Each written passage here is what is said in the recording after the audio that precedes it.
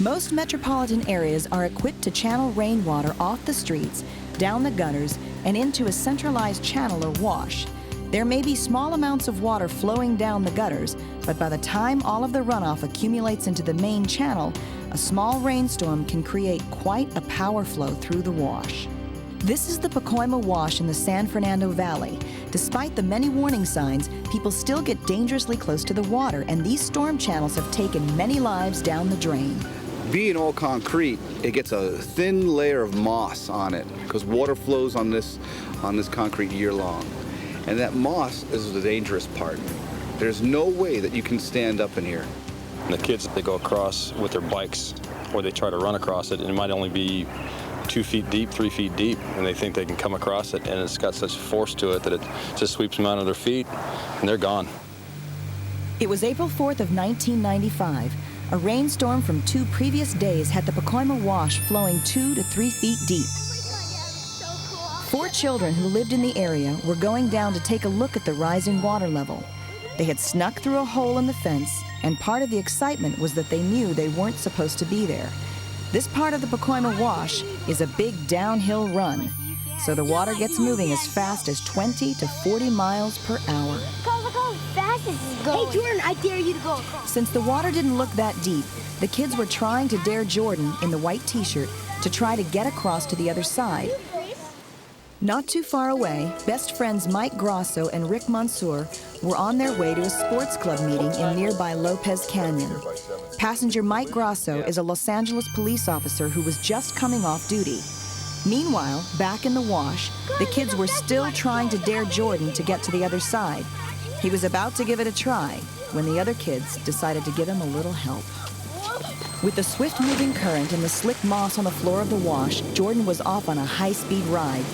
Rick and Officer Grosso were just approaching a bridge. Officer Grosso just happened to look out the window to his right. We just weren't sure. We backed up and we looked again, and it looked like some clothes or maybe somebody was in the water, and it was whipping him along.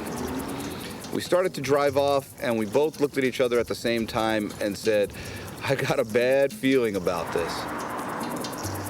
As they sped through traffic and wound around to the next wash overpass, Officer Grosso could see out the van window that the object he spotted earlier was coming down the wash.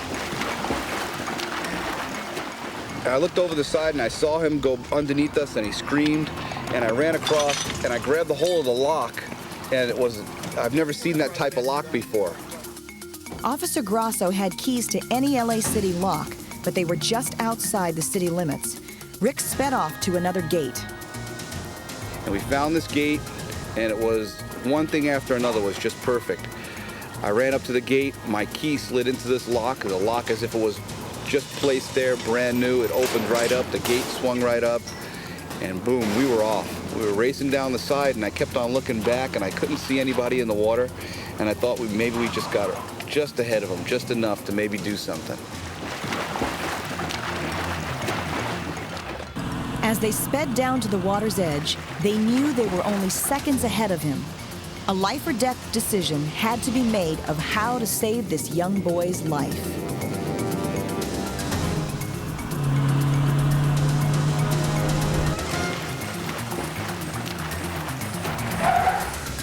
This whole area is a downhill run, and he got up to almost 40 miles an hour on this run. I saw him coming down. I had enough time to look at Rick, yell at him to call 911. I reached down, I pulled my belt open, and I looked over, and I saw him come up out of the water, and when he came up out of the water, water was just dripping out of his mouth. It looked like he was already in shock, and that was it.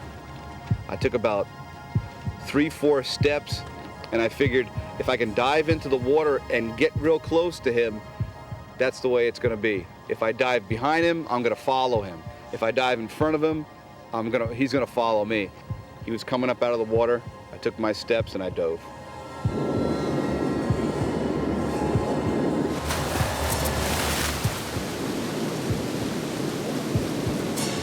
The next thing I knew, boom, I was underwater.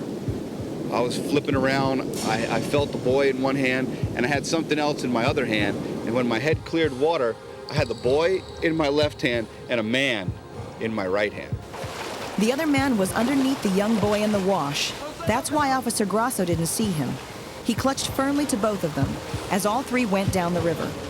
Meanwhile, Mike's friend Rick Mansour had contacted 911, where they dispatched the Los Angeles City Fire Department hook and ladder from Fire Station 98 to the scene. The three continued to be swept down the wash.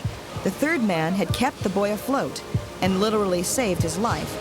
But who was this man, and why did he risk his life? I kept the boy in my left hand, I kept the man in my right hand, and we raced towards the wall. About 50, 60 feet before the wall, my brain kicked in and said, if we're traveling this fast and you hit that wall, it's going to tear your arm off. And so at the last minute, I just leaned my body across.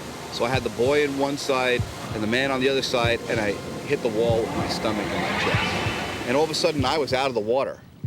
And what had happened was the force of the water behind me had pushed me up the wall. And I grabbed the boy and pulled him up and put him in front of me. They landed on the divider wall. The mystery man is just out of camera shot on the other side, where a fishing net is pulling him to safety. The fishing net, a huge fishing net, and threw it over the side. And he wrapped his arms in it, and they dragged him out of the water to the side of the concrete. The mystery man was safe, but who was he? Why did he risk his life to save this young boy? Some say he was Jordan's guardian angel, a man who appeared from nowhere and dove into a 40-mile-per-hour water current to keep the young boy afloat. An angel that appeared where no one was supposed to be and jumped in against all odds. The strange thing about this man is that after he brought Jordan to safety and was pulled from the wash, he disappeared into the background of all the rescue excitement, never to be seen again, with no recognition.